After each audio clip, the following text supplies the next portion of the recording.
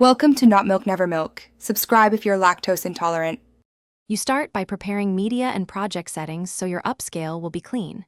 Import the highest quality source. If you must, create ProRes Proxy 1/4 or 1/2 to speed edits.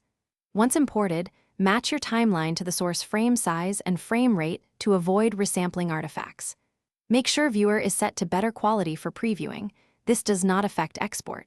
Also check color space and gamma. Matching those prevents unexpected shifts when you later upscale or apply corrections.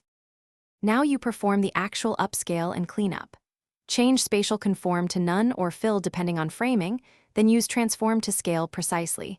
Avoid extreme scaling in one step. Do 2 smaller passes if needed.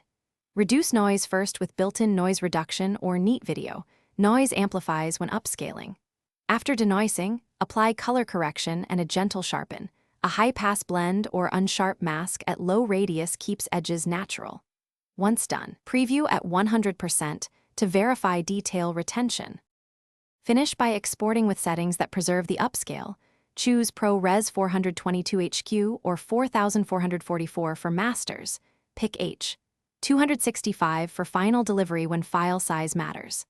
Export at the project resolution and check the result at 1:1. Look for halos, noise, or banding.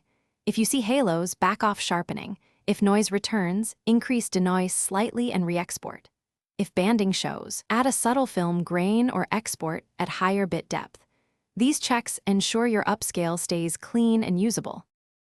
Thanks for watching. If this was helpful, leave a like and consider subscribing. See you next time.